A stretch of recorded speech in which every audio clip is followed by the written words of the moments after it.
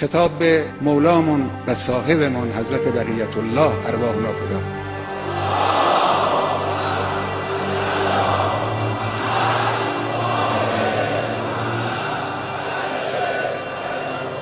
ای سید ما، ای مولای ما، ما آنچه باید بکنیم انجام میدیم، آنچه باید گفت هم گفتیم و خواهیم گفت. من جان ناقابلی دارم،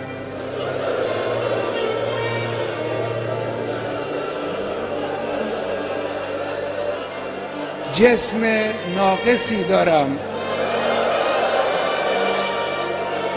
اندک آبرویی هم دارم که این را هم خود شما به ما دادید. همه اینها رو من کف دست گرفتم، در راه این انقلاب و در راه اسلام فدا خواهم کرد. اینها هم نثار شما باشه. سید ما، مولای ما، دعا کن برای ما.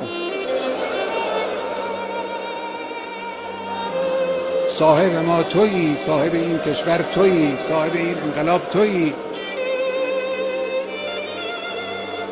پشتیبان ما شما هستید.